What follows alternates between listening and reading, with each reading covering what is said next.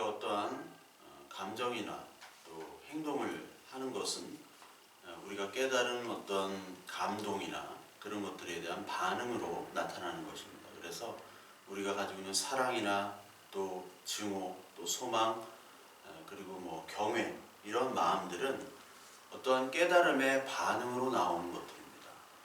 이것은 신앙적인 것이나 또 세속적인 것이나 모두 동일하게 적용할 수가 있습니다. 그래서 오늘 로마서 12장 1절에 나오는 영적인 예배, 영적이다 하는 오늘 영적이란 말도, 이 영적이란 말에는 여러 가지 의미가 다 담아져 있는데 그 중에서 지성적인 면도 있으면서 동시에 정서적인, 감정적인 면도 같이 있는 것입니다. 그래서 우리 흔히 영적인 것을 얘기할 때 우리의 마음과 정서가 움직이면서 나오는 그런 경험들, 그런 것들을 영적으로 얘기하는데, 우리가 흔히 헷갈릴 수 있는 것이 우리 속에 담겨져 있는 욕심이란 감정 때문에 이 거짓된 깨달음, 그리고 거짓된 정서적인 반응들이 나타날 수 있다는 겁니다. 그래서 거짓된 감정의 체험이 잘못된 영적의 체험의 어떠한 그 경험으로 계속 축적이 되는 것이 상당히 위험합니다. 그러니까 영적이라는 것은 결론적으로 말해서 예수 그리스도와 관계 있는 것이 영적인 것이고 예수 그리스도와 관계 없는 것이 육적인 것이죠. 그 육적과 영적은 반대인데 하나님과 예수 그리스도는 영이시잖아요. 물론 예수님은 우리 육으로도 오셨지만 하나님은 영이시니 하는 성경 말씀이 있죠. 그렇다면 우리는 육적이라는 거예요. 그러니까 하나님의 영을 가지려면 예수 그리스도를 통해서 하나님께로 가는 것, 이것을 성경이 얘기하고 있습니다. 우리가 이 땅에 살아가는 동안에는 우리는 육적일 수밖에 없습니다. 그래서 우리는 늘 육적인 것을 추구를 하는데요. 그 육적인 것을 추구하는 것이 하나님만 부르진다고 해서 영적으로 바뀔 수는 없습니다. 근데 인간들은 착각을 하는 것이죠. 우리가 이렇게 감정과 그리고 어떤 종교적인 엑스터시, 그런 감흥들을 경험을 하면 그것이 마치 하나님이 주신 영적인 감정, 그리고 정서라고 생각하는 착각에 빠질 수가 있습니다. 그래서 하나님의 말씀, 이 복음에 대한, 이 진리에 대한 명확한 지식과 믿음, 하나님을 향한 지식이 없이는 우리가 일어나는 그런 감정이나 정서적인 경험들은 거짓일 수가 있습니다. 이런 모든 종교에서 이런 감정들은 다 일어나기 마련이에요. 그들도 하나님을 다 외치고요. 모든 종교들이 다 하나님을 얘기하는데 너희들만 유일신이라고 얘기하느냐라고 기독교가 비판을 받는 이유가 그거잖아요. 왜 똑같은 종교적인 감흥이 있고 똑같은 사랑을 외치고 똑같은 섬김과 봉사를 얘기하는데 왜 너희들만 유일신이라고 외쳐? 그것처럼 우리 종교적인 행위와 우리 인간의 가치에서 얼마든지 하나님을 향한 사랑과, 가짜 하나님이죠, 그 하나님을 향한 사랑과 봉사와 충성을 얼마든지 얘기할 수가 있습니다. 그런 기만적인 행위들이 우리에게 계속해서 축적되게 되면요, 그 다른 하나님을 진짜 하나님으로 섬기고 거기서 나오는 경험들이 축적되어져서 그것을 하나님을 섬기는 경우가 이제 많아요.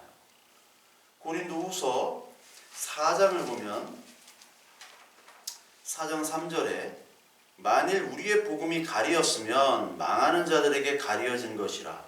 그 중에 이 세상의 신이 믿지 아니하는 자들의 마음을 혼미하게 하여 그리스도의 영광의 복음의 광채가 비치지 못하게 하미니 그리스도는 하나님의 형상이니라. 우리는 우리를 전파하는 것이 아니라 오직 그리스도 예수의 주되신 것과 또 예수를 위하여 우리가 너희에게 종된 것을 전파함이라. 어두운 데서 빛이 비치라 말씀하셨던 그 하나님께서 예수 그리스도의 얼굴에 있는 하나님의 영광을 아는 빛을 우리 마음에 비추셨느니라. 이 세상의 신은 우리의 마음을 혼미케 한대요. 고린도서 4장 4절에 영광의 복음의 광채가 비치지 못하게 종교적인 행위로 경험한 모든 말씀과 그리고 우리의 정서적인 경험과 어떤 초월적인 경험들을 통해서 예수 그리스도와 관계없는 그런 경험들로 가지고 우리들을 혼미하게 만든다는 겁니다. 똑같이 혼미하게 만들어요. 똑같이 예수를 얘기하고 똑같이 하나님을 외치는 자들이 이런 혼미한 영에 많이 빠져 있다라는 겁니다. 그래서 그 기준은 뭐냐? 예수의 주되신 것과 예수를 위하여 우리의 너희 종된 것을 전파하느냐 전파하지 않느냐. 나의 가치와 나의 것들, 우리의 감정과 의지와 행동으로 이루어지는 이런 종교적인 것들은 날마다 우리의 상태에 따라 바뀝니다. 그렇기 때문에 그렇게 날마다 상태에 따라 바뀌는 것이 어떤 신비적인 종교적인 경험이 왔다고 해서 그것이 하나님이 주시는 경험이 아니에요. 우리가 특히 영적이라는 것을 어떠한 초월적이고 굉장히 신비적인 그런 경험이나 감정 상태를 많이 나타나는데요. 그러니까 어떤 그 캐톨릭이나 또 절에 가면 옷부터가 다르잖아요. 이 목사님들은 그냥 양복 입고 뭐 비즈니스 같은 하는 것처럼 양복 입잖아요. 근데 거기 분들은 어떤 가운을 입고 다른 옷 구별되게 이렇게 하죠. 그를 통해서 어떤 제의적인 의식들이 굉장히 많습니다. 그리스 정교회를 가면요, 그 정교회 예배, 또 동방정교, 뭐 불가리아, 그리스, 러시아 다 마찬가지입니다. 그쪽 정교회 예배, 옥수도스라고 하죠. 이쪽 예배를 가면요, 3시간 정도 예배를 합니다. 2시간 반에 3시간. 근데 다 서 있어야 돼요. 그리고 그 예식에 따라 그 행위들이 있습니다. 경건해 보이죠. 여러분 3시간 동안 서서 예배드린다고 하면 우리나라 교회들 문 닫아야 됩니다. 아무도 안 옵니다. 근데 거기는 그렇게 예배를 드려요. 경건해 보입니다. 스님들이 하는 그런 예식들이 있죠. 경건해 보이죠. 캐톨릭도 마찬가지입니다. 근데 개신교는 뭐가 있어요? 그냥 찬양하고 기도하고 설교하고 아무것도 없는 것 같아 보여요. 어떤 거룩함이나 어떤 영적인 분위기가 전혀 없이 보입니다. 근데 교회가 그렇게 예배를 드렸어요. 초대교회가. 어떤 종교적인 예식이 없었습니다. 막 복잡한 절차에 의해서 벌어지는 그런 예식들이 없었어요. 근데 그 복잡한 절차 속에 있는 그런 종교적인 예식에는 인간의 가치만 가득하단 말이죠. 근데 절차나 예식이나 그런 거 없이 우리가 말씀 보고 찬양하고 기도하는 그 현장에서는 예수 그리스도의 영이 함께 있다면 그것이 바로 영적이라는 거예요. 그 영적인 예배를 우리는 드려야 되는데 그 영적인 예배라는 것이 뭐냐?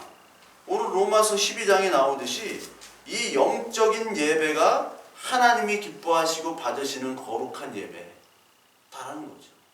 그러니까 영적인 예배라는 것과 반대 얘기는 육적인 예배죠.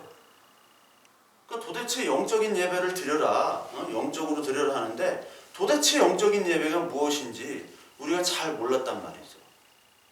그 영적인 예배라는 건 뭐냐? 영적인 예배. 오늘부터 영적인 예배에 대해서 시작을 하겠습니다.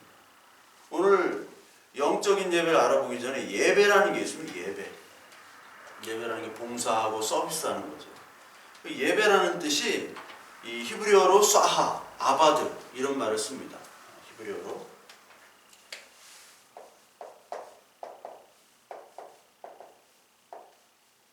이 쏴하 라는 말을 쓰고 아바드라는 말을 써요. 아바드. 아바드라는 말을 또 씁니다. 그러니까 이게 다 예배란 뜻입니다. 그러니까 어떤 성막의 봉사 용어예요. 히브리 말로 노예나 종들이 하는 성막의 봉사 그런 용어들이면서 동시에 엎드려서 복종하는 뜻을 바로 쏴라고도 하고 아바드라고도 합니다. 쏴와 아바드. 이게 쏴하 그리고 이게 아바드입니다. 아바드. 이런 용어들을 씁니다. 그러니까 엎드려서 봉사하는 노예 같은 그런 현장을 보시면 아, 쏴를 하는구나, 아바드를 하는구나 라고 보시면 돼요. 이게 오늘 로마서 12장에서는 뭐가 나면 라트레이라라는 말이 나와요. 라트레이아. 이게 라트레이아라는 걸로 바뀝니다. 라트레이아. 이게 예배로 바뀝니다. 근데 라트레이아는 그렇게 많이 안 써요. 신약에서. 오히려 프로스쿠네오라는 말을 더 많이 씁니다. 무릎을 꿇고 복종하고 순종하다는 뜻의 그 프로스쿠네오를 예배하다라고 많이 씁니다. 그러니까 섬기고 봉사하고 무릎 꿇고 하는 것들이 다 라트레이하고 프로스쿠노예요 라는 뜻이에요.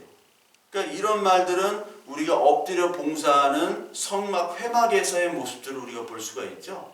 그 예배라는 것은 일단 엎드리는 겁니다. 그리고 하나님께 경배하며 무릎을 꿇고 순종하는 모습들을 바로 예배하다라는 말로 설명을 해요. 원어적인 뜻은 그래요. 그러니까 예배인데 그렇게 하는데 영적이라는 말은 이제 나중에 설명을 드리겠습니다.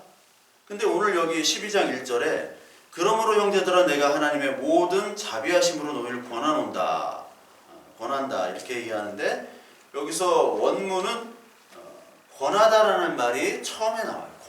권하다. 파라칼레오라는 말을 먼저 합니다.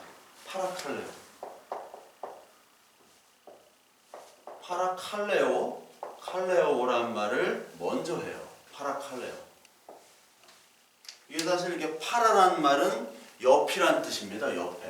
옆에 칼레오, 부르다. 옆에서 부르다는 거예요. 이게 권한다, 위로한다 그런 뜻입니다. 파라클레이토스, 우리 성령님을 얘기하죠. 파라클레, 옆에서 너희들을 권하고 너희들을 초대하고 이런 겁니다. 초대해서 권하고 그걸 보셔야 돼요. 그러니까 맨 먼저 나오는 단어를 헬라어에서는 가장 강조합니다. 그래서 원래 그러므로 형제들아 라는 것이 아니라 권한다. 형제들아 내가 권한다. 너희를 권한다. 이렇게 시작하는 거예요. 파라칼레오. 그러니까 부르다, 초대하다, 위로 격려를 하는 거예요. 어디서? 옆에서. 그러니까 바울이 이 로마의 교회에게 성령의 역할처럼 옆에서 불러서 너를 격려하고 내가 위로한다. 뭘로 위로하느냐? 진정한 예배, 진정한 하나님이 원하시는, 기뻐하시는 진짜 영적인 예배가 무엇인지를 아는 것, 이것을 편지를 얘기하면서 위로하고 격려하고 권한다는 것입니다. 그래서 어떠한 것을 권하느냐? 내가 하나님의 모든 자비하심으로 너희를 권한다. 하나님의 모든 자비하심. 긍휼 자비. 엘레오스라는 말을 여기 씁니다. 긍휼. 엘레오스. 그러니까 하나님의 긍휼로 너희를 부른다는 겁니다. 하나님의 긍휼. 그러니까 우리들을 교회를 하나님께서 부르시는 것이죠. 옆에서 누구를 부르냐? 성도를 부르는 겁니다. 성도. 그냥 모든 사람을 부르는 것이 아니라 성도를 불러요. 성도를 부르는데 하나님의 자비와 긍휼하심, 사랑이 있어야지 부른다는 거예요. 그 사랑은 예수 그리스도의 죽으심으로 나타난 사랑. 그것으로 하나님의 자녀들인 교회를 불러들이는 사람만이 예배를 할 수 있는 겁니다. 그래서 의인은 없나니 하나도 없다고 얘기했죠? 의인은 하나도 없습니다. 그러니까 희생 제사로 우리가 구원이 된 거예요. 우리의 어떤 자격과 우리의 노력과 우리의 희생은 없습니다. 예수 그리스도의 희생, 예수 그리스도의 희생 제사로 말미암아 우리는 구원을 받은 그 긍휼과 자비로 너희를 불렀다 이겁니다. 그러니까 우리는 어떻게 불러졌냐? 예수 그리스도를 통해서만 불러진 거예요. 그러면서 뭐라고 얘기하냐면 드린다는 말이 먼저 나와요. 드려라. 여기 보니까 거룩한 산 제물로 드리라. 드리라부터 우리가 먼저 보면 드리라. 드리라는 파리스템입니다. 파리스템. 이 파리스템이라는 말 파리 똑같아요. 파리스테미는 옆에 서 있다.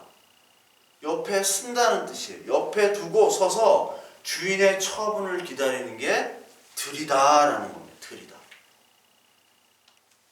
그 상상을 해보시면 옆에 딱 서 있어서 그 재물을 두고 옆에다가 딱 놓고 주인의 처분을 기다리는 거예요.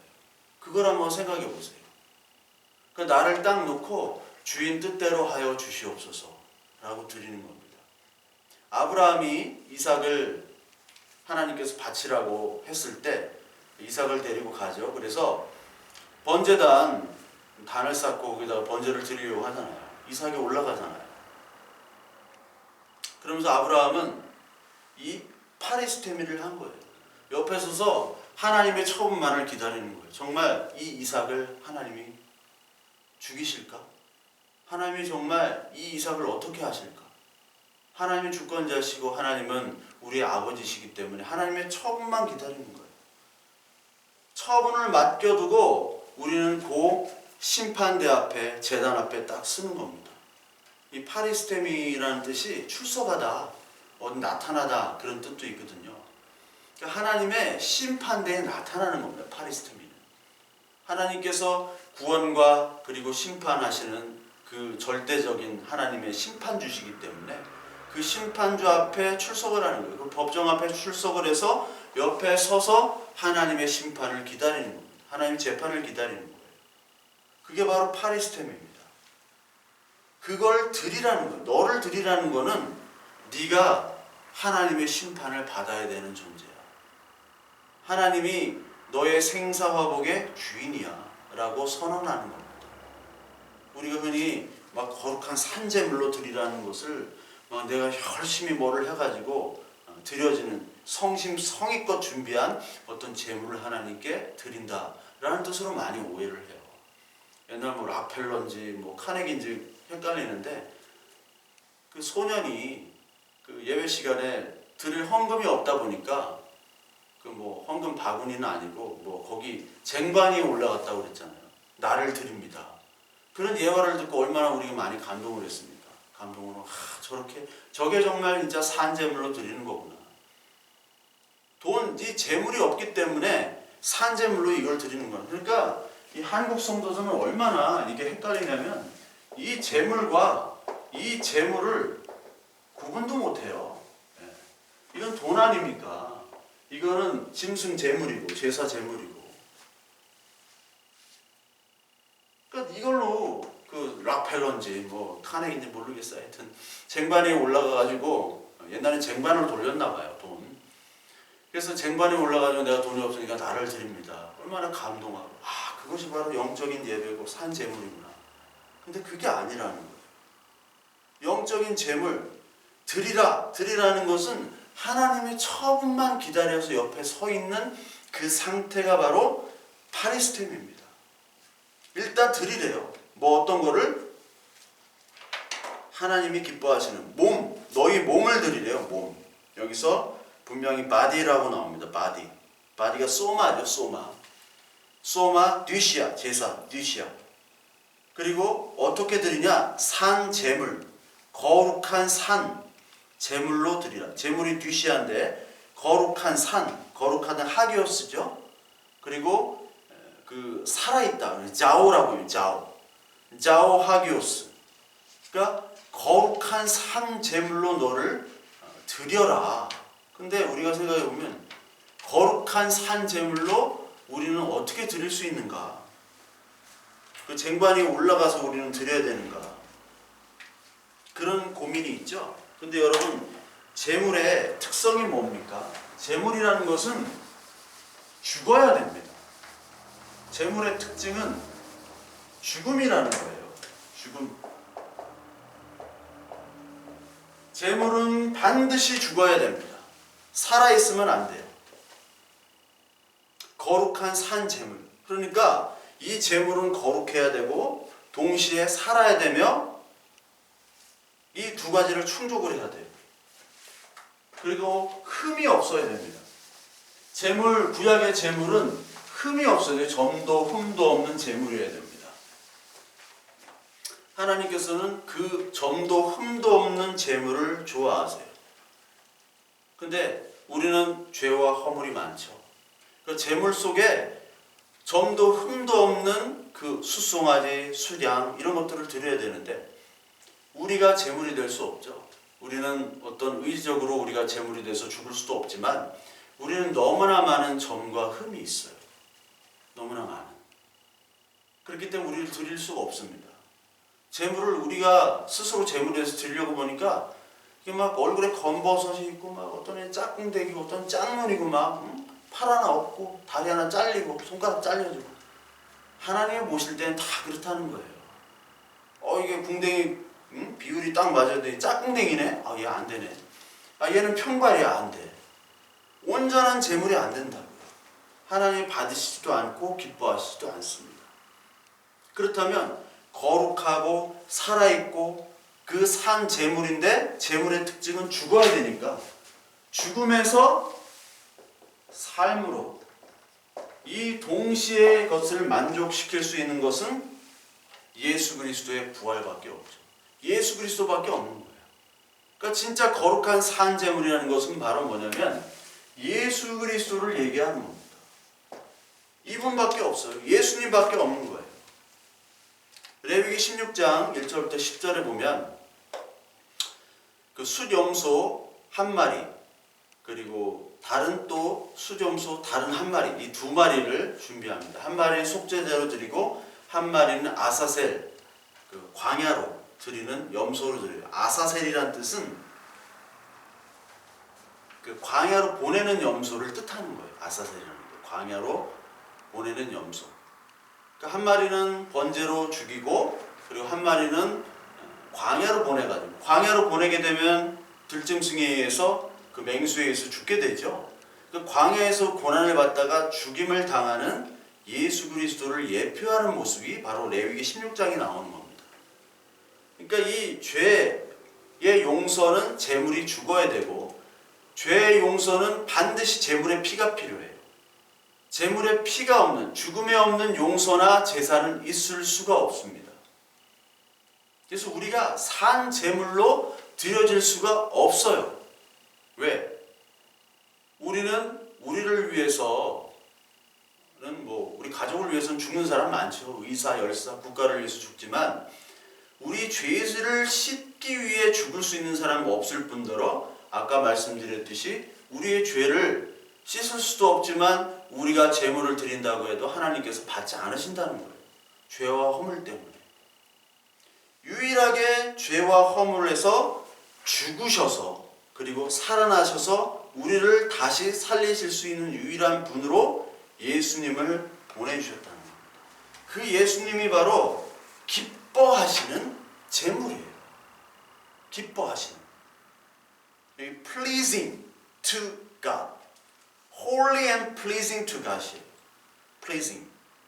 그러니까 이 pleasing이라는 것은 기쁘게 받는 거죠. 이 pleasing 그 기뻐하시는 게 유아레스토스라는 말을 씁니다. 헬라어로 유아레스토스. 이 유아레스토스는 pleasing 기쁘다는 뜻과 acceptable이라는 뜻을 써요. acceptable은 받을 만한. 그러니까 우리는 받을 만한 그런 제물이 아니에요. unacceptable이에요. unacceptable sacrifice인데 이 예수님만이 acceptable sacrifice로 되는 거죠. to God에.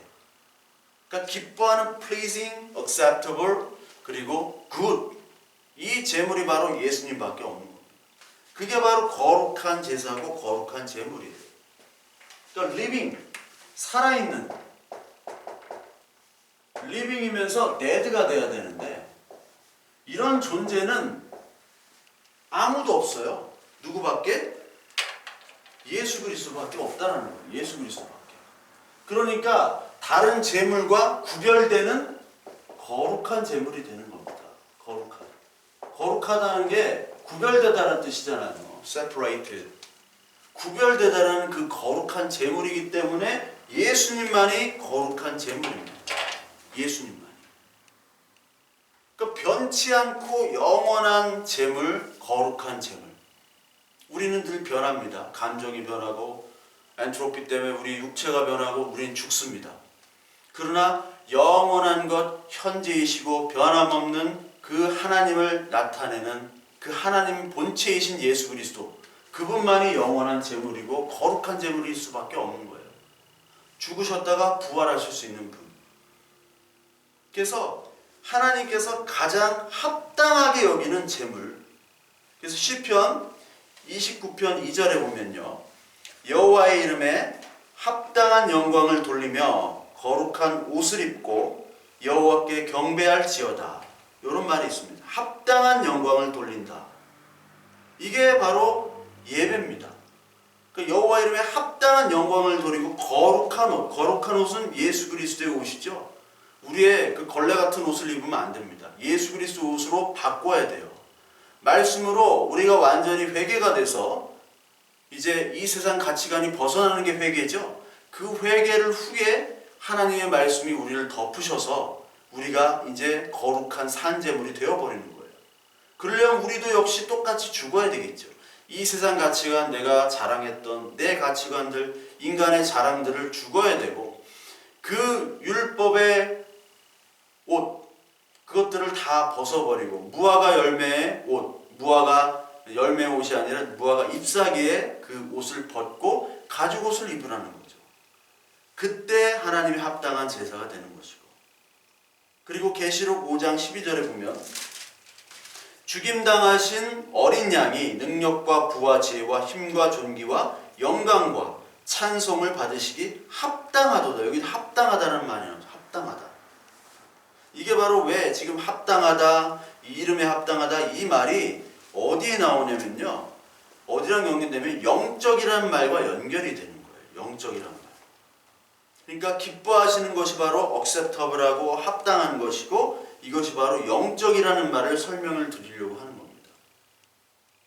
영광과 찬송을 받으시기 합당하신 제물은 죽임당한 어린 양밖에 없는 겁니다. 우리는 합당하지 않아요.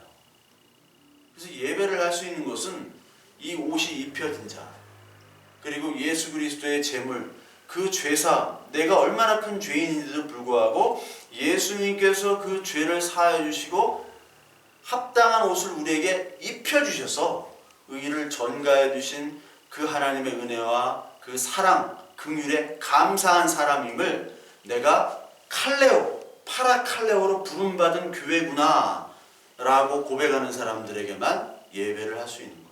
그런 사람들만 예배를 드리는 거예요. 그런 예배만 하나님이 받으십니다. 그래서 뭐 구도자 예배라든지 뭐 어디 교회입니까? 이름도 좀 시카고의 빌 하이블슨, 그 윌로우 크릭, 거기에 구도자 예배 있잖아요. 그 구도자 예배가 아니라 구도자의 모임입니다. 비신자들의 모임이지 그건 예배가 될 수가 없어요. 그 예배는 파라칼레오, 옆에서 불러서 하나님께서 불러서 세운 자들, 옆에 세워서 하나님의 처분만 기다리는 자들만이 드리는 것이 바로 예배입니다. 근데 그 예배가 어떤 예배냐? 이것이 바로 영적인 예배예요. 영적인 예배, 여기 보면 그 영어 성경에서는 This is your true and proper worship이라고 나와요.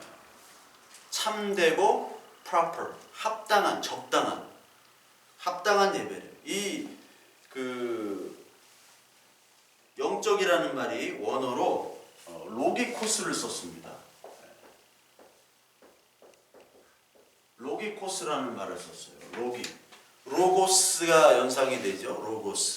로고스가 이성적인 또 말씀, 요한복음 1장에 로고스를 말씀으로 표현을 했잖아요. 말씀을 로고스로 이제 변형을 했는데, 로고스 말씀, 그리고 이성적인 합당한, 그런 뜻이 있어요. 요 로기코스가 베드로전서 2장 2절에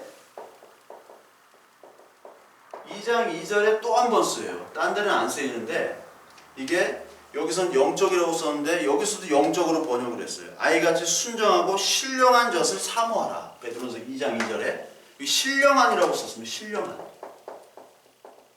여기는 영적. 로기코스라는 말을 썼습니다. 로기코스. 그러니까 합당한 예배, 이것을 바로 말씀이 있는 예배, 그리고 이성적인 예배, 요거를 합당하고 true, 참되고 영적이고 신령한 예배라고 성경은 얘기를 하고 있는 겁니다. 그러니까 이게 영적인 것과 우리의 말씀과 같이 연결되어지만이 그것이 참된 예배라고 얘기하는 거예요. 여기 영적인 예배, 우리 성경에도 보면 그 설명하는 그런 성경은 여기 합당한이라고 또 나와요. 밑에 합당한, 영적이라는 뜻이. 그러니까 과연 영적이라는 게 뭐냐? 우리 어떤 초월적인 감정을 얘기하는 거냐? 아니라는 겁니다. 성경에서 분명히 얘기합니다. 영적 예배는 합당한 예배. 어떤 다른 버전은 합당한 예배라고 나옵니다.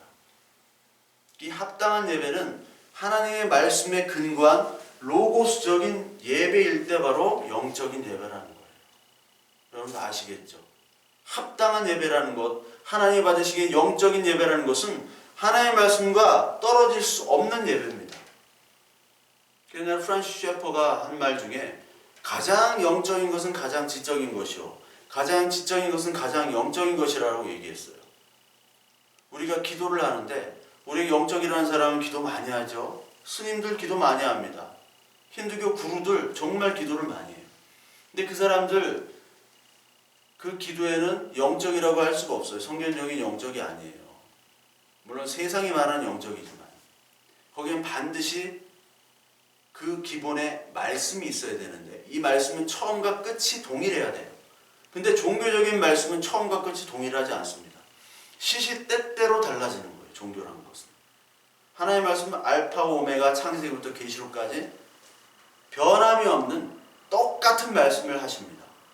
그 말씀의 근거에서 나오는 예배, 그것이 바로 영적인 예배. 그래서 우리가 기도할 때는 말씀과 분리될 수 없습니다. 좋은 기도는 말씀이 있어야 되는 것이고 좋은 말씀은 반드시 기도가 있어야 되는 거예요.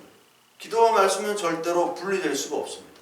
그래서 여러분들이 다시 한번 여러분들이 간구하는데 제가 영적이라는 말을 어떤 종교적인 흥분 상태로 여기시면 안 됩니다. 그리고 어떤 인간에 만들어 놓은 어떤 제도와 그런 시스템에 의해서 거룩하게 보여지는 뭐 막 가운을 입는다든지 화려한 어떤 예식이나 제식에 여러분들 그것을 영적이라고 생각하시면 안 돼요. 그러니까 그리고 화려한 예식 그 밑에 청바지를 입든지 반바지를 입을 수 있단 말이에요. 그 사람들은 다 감춰놓고 자기의 가치와 자기 욕심을 다 감춰놓고 그런 제식과 분위기로 포장을 하는 거예요. 그게 바로 사회비고 그게 바로 그런 교주들이 하는 거잖아요. 신천지가 그겁니다. 교회에도 오염이 돼가지고 교회도 어떤 예배가 말씀의 선포 그리고 우리의 엎드림의 그런 영적인 예배가 아니라 거기서 우리가 기도가 터져 나와야 되고 거기서 우리가 눈물과 회개와 또한 기쁨이 터져 나와야 되는데 이게 분위기만 조장하는 예배가 됐어요. 분위기. 술집 가서 우리 옛날에 많이 했잖아요. 분위기 살리고 누군 내 아버지는 똥 터요. 노래를 못하면 장가를 못 가요. 막 이렇게 노래하면서 똑같아요. 분위기 살리고 분위기를 살려야 돼요. 예배 분위기. 예배 분위기가 다운되면 안 됩니다. 아니 성도들 애써서 시간 내서 주일날 나왔는데 분위기 다운되면 안 돼요. 부정적인 얘기하면 안 됩니다. 그 선지서에서 다 거짓 선지자들이 예언을 하지 말라고 그래요. 참 선지자들한테. 너 예언하지 마. 미가서 2장에도 나오고 예레미야한테도 얘기하고 이사야한테도 얘기하고 잘 될 거야 그것만 선포해. 근데 하나님께서 예레미야를 통해서 야 바벨론이 멸망해 이거 선포하라고 하잖아요. 그러니까 죽겠는 거지. 예레미야도 이거 선포하면 맞아 죽거든요. 교회는요 맞아 죽어야 돼요. 예수 그리스도 맞아 죽으셨고 사도를 다 맞아 죽었습니다. 부정적인 얘기를 하라는 게 아니라 하나님의 말씀을 전하라는 거예요. 하나님의 말씀은요 얼마나 긍정적인데요. 근데 그 긍정인 바로 생명입니다. 삶. 이게 긍정이잖아요. 근데 이건 부정이에요. 우리의 가치관을 부정해야지 진짜 하나님의 나라의 긍정이 삶, 생명, 거룩이 나타나는데 이놈의 교회가 여기는 없어. 이 삶은 없어요. 이 생명은 없어요. 죽음만 얘기해요. 뭘로? 이걸 생명으로 바꿔서 얘기해요. 죽음을. 가짜라는 말이에요. 가짜. 이거를 파악이 안 돼요. 목사나 그리고 일반 교인들이 파악을 못해요. 성경을 100날 1000번 만번 읽어보십시오. 파악을 못합니다. 하나님이 버림받은 자로 그냥 내버려 두시는 거예요. 그래서 니들 마음대로 해라. 영적 예배의 반대는 육적 예배입니다. 영이라는 것은 하나님을 만나는 거예요. 요한복음 4장에 보면요. 하나님은 영이시니 예배하는 자가 영과 진리로 예배할지니라. 이렇게 나오죠. 영과 진리. 성령과 진리의 말씀으로 예배한대요. 이때 아버지께서 자기에게 이렇게 예배하는 자를 찾으신다. 이게 사마리아 여인에게 얘기한 거잖아요. 사마리아 여인에게 네가 진짜 하는 예배를 모른다. 그래서 22절 너희는 알지 못하는 것을 예배하고 우리는 아는 것을 예배하노니 이는 구원이 유대인에서 남이라. 구원이 유대인, 예수 그리스도, 참 유대인, 참 예수 그리스도. 육신적인 유대인이 아닌 이면적인 마음의 할례를 받은 유대인으로부터 나온다. 그것이 바로 예수 그리스도라는 거죠. 유일한 예수 그리스도 한 분. 아버지께 참되게 예배하는 자는 영과 진리로 예배할 때 오나니 이때라 아버지께서는 자기에게 이렇게 예배하는 자들을 찾으시느니라. 찾으셔서 부르신다. 파라칼레오. 이 영적인 예배를 통해서 파라칼레오를 하는 것이에요.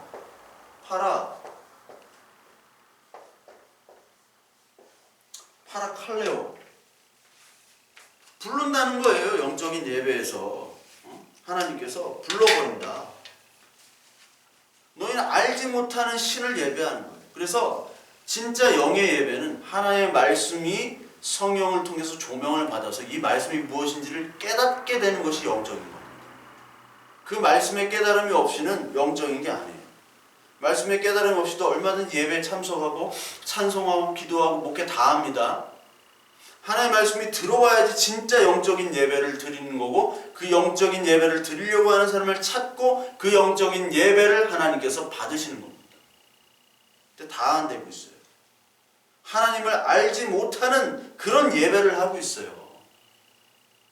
이 사마리아 여인들이 그 그리심산에서 송아지 세워놓고 이게 하나님이다 하고 계속 예배를 드리는 거예요. 오늘도 마찬가지입니다. 하나님이 아닌 바알 놓고 예배하고요, 맘몬 놓고 그것이 하나님이다 라고 하면서 예배하는 것과 똑같습니다. 지금 똑같은 현상이 벌어지고 있잖아요. 뭐가 뭔지는 몰라요. 하나님이 어떤 분인지 몰라요. 알지 못하는 것을 가지고 지금 예배하고 있잖아요.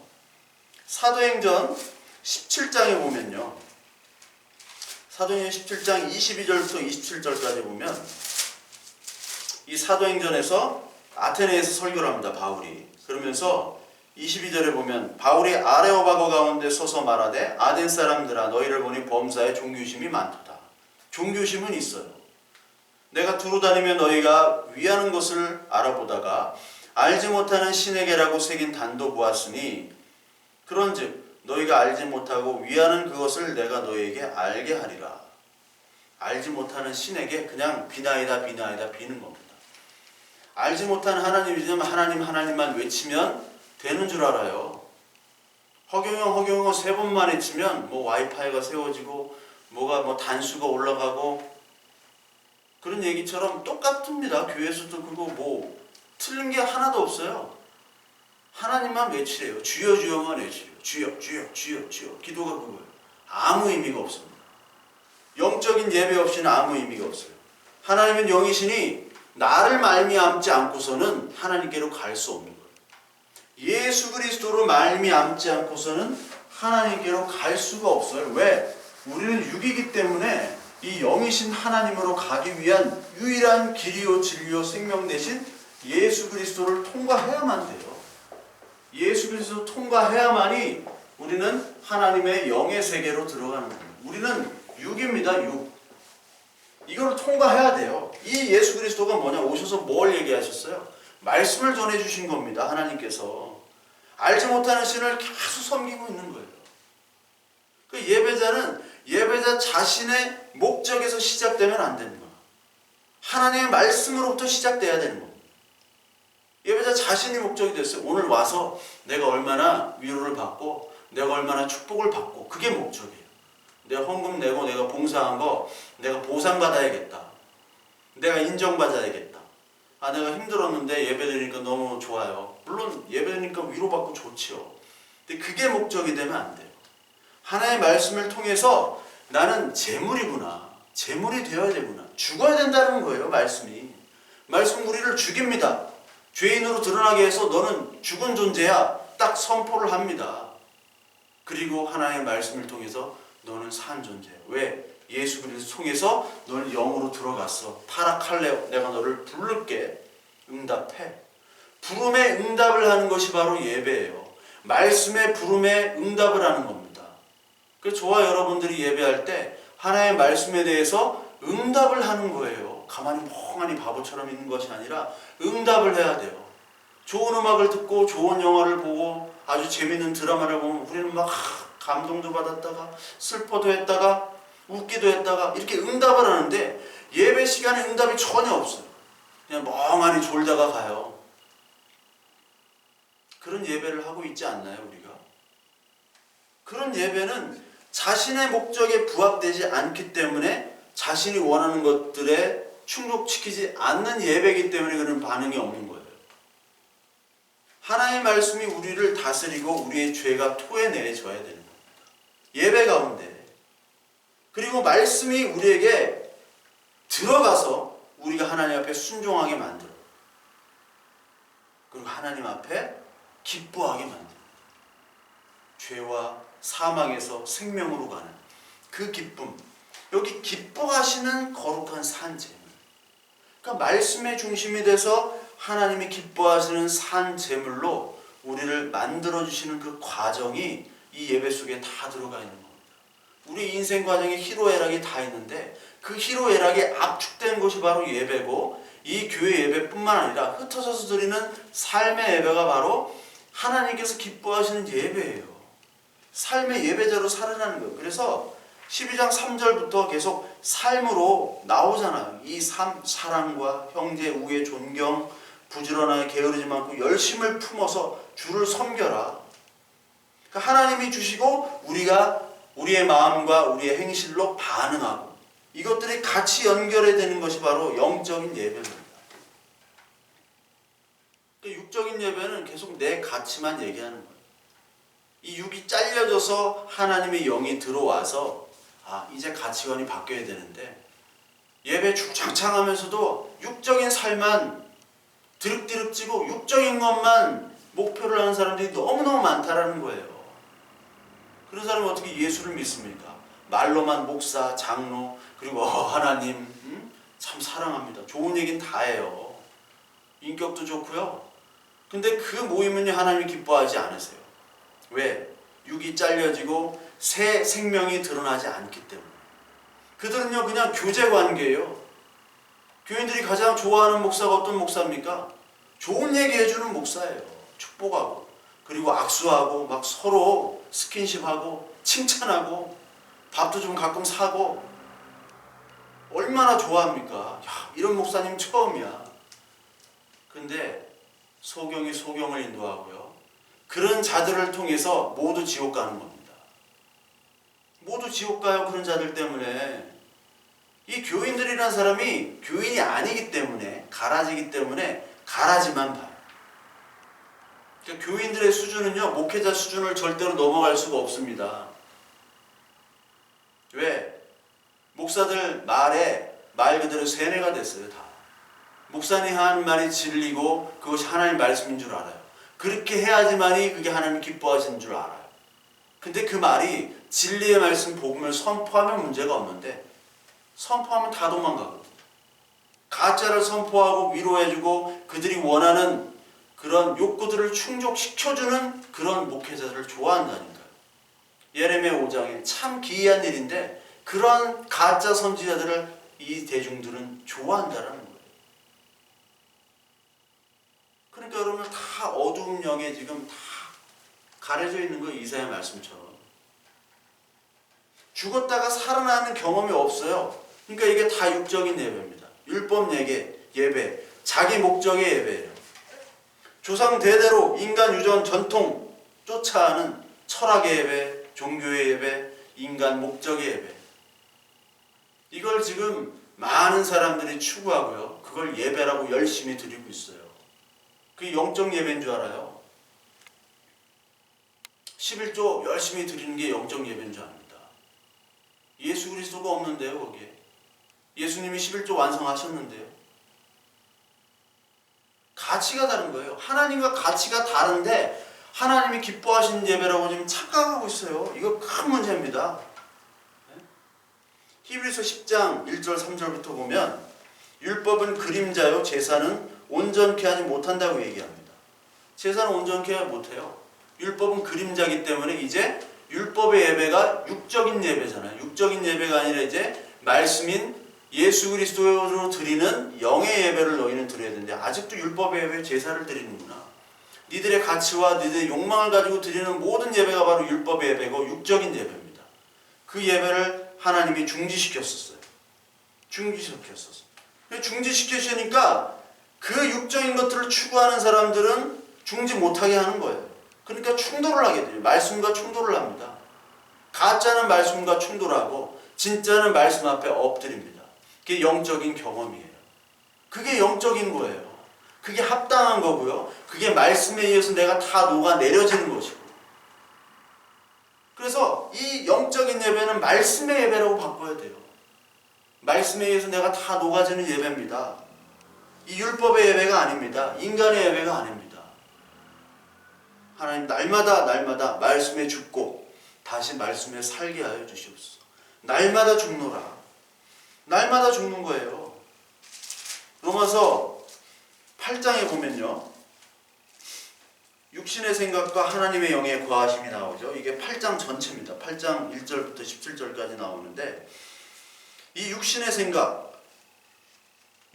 생각은 사망의 연결되고, 하나님, 이 예수 그리스도는 하나님의 영에 거할 수 있도록 해주시는 거예요. 그래서 그리스도 예수 안에 있는 생명의 성령의 법이 죄와 사망의 법에서 너를 해방하였다. 율법이 육신으로 말미암아 연약하여 할 수 없는 그것을 하나님께서 하시니 곧 죄로 말미암아 자기 아들을 죄 있는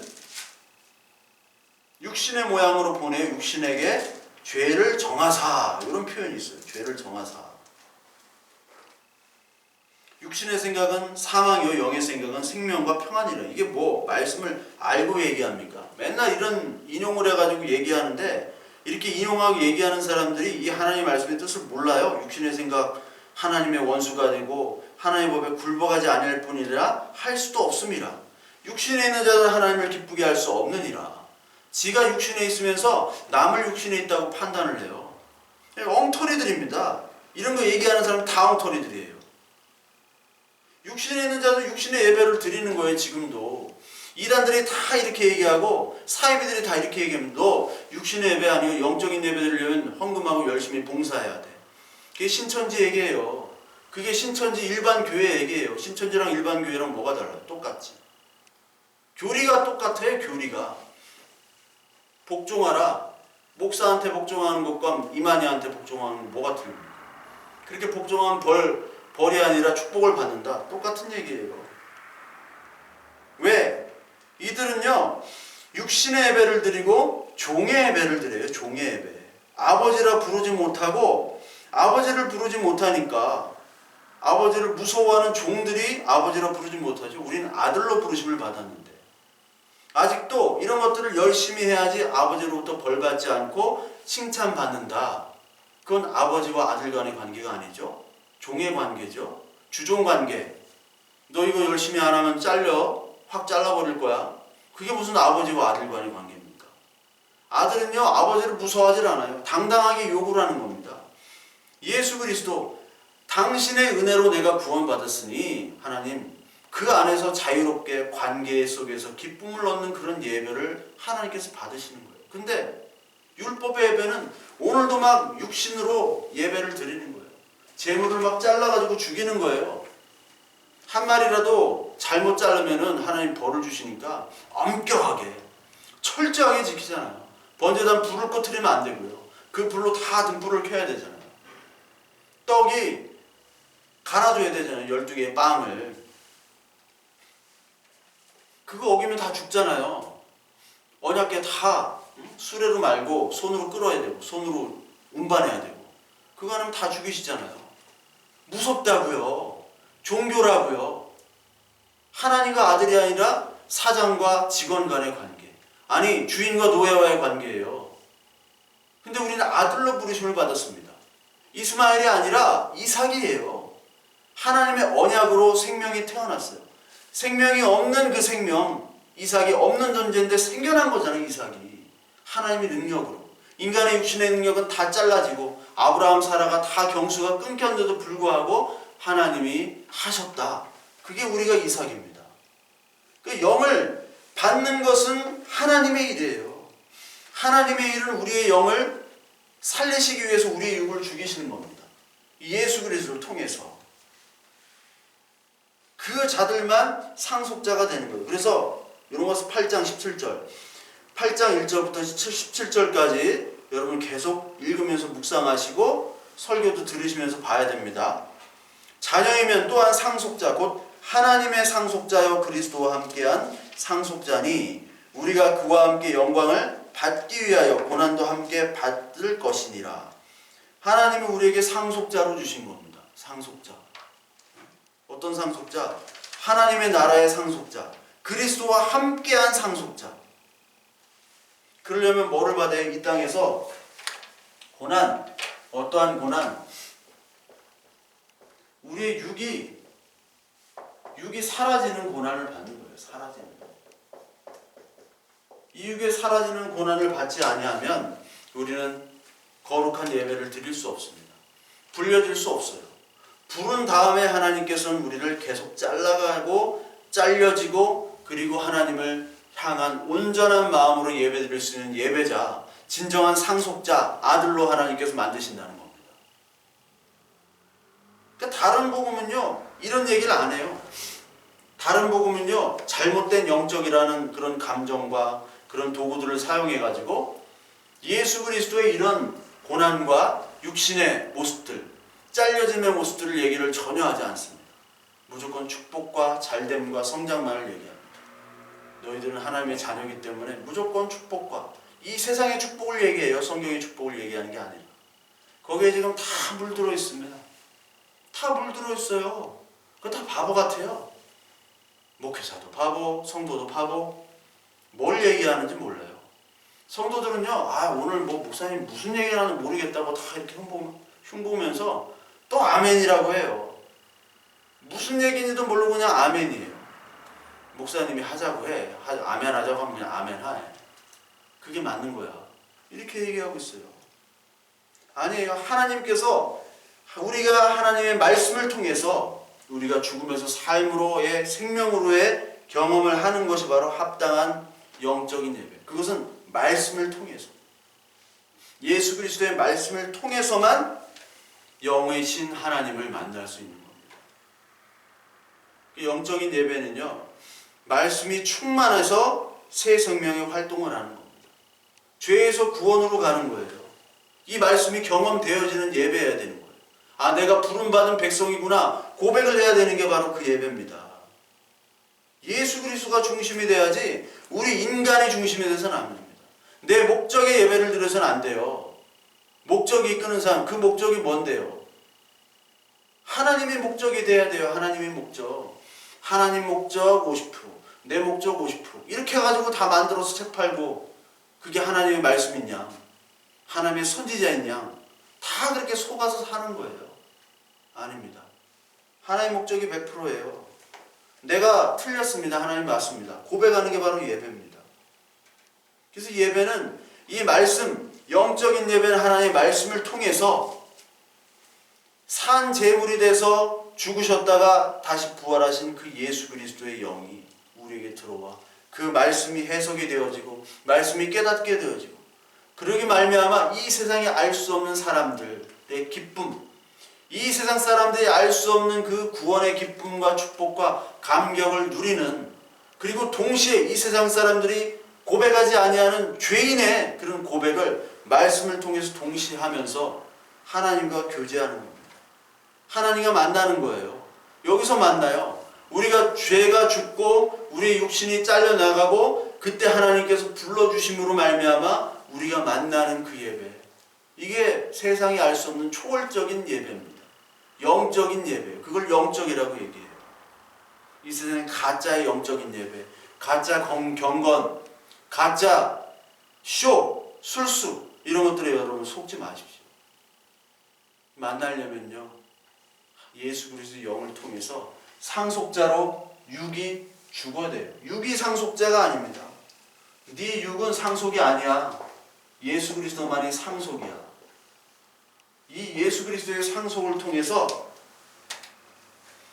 창조와 구속과 부활의 신비에 우리를 초대하는 거예요. 내가 이렇게 창조했고 너를 구속했고 내가 이렇게 부활했어. 이 땅, 이곳이 바로 하나님의 나라에 임했고 그곳이 바로 교회고 여기서 예배를 하는 거예요. 그렇게 고백하는 사람, 이게 정말 하나님의 말씀, 하나님의 예배구나. 내가 진짜 이 세상에서 지금도 고난받고 우울하고요, 좌절하고 자살하고 싶은 사람 많습니다. 그럼에도 불구하고 하나님께서 불러주신 이 영광의 이 상속자의 자리에서 하나님 그래도 감사합니다. 기쁩니다. 하나님, 내가 이제 오늘도 영적인 예배, 하나님 말씀에 합당한 예배, 신앙 고백할 수 있는 그런 예배를 드리게 해주셔서 하나님 너무나 감사합니다. 이 예배가 바로 하나님께서 원하시는 합당한 예배인 줄로 우리가 아멘으로 순종을 하는 겁니다. 그게 바로 하나님이 오늘도 기뻐하시고 그렇게 예배하는 자를 오늘도 찾으십니다.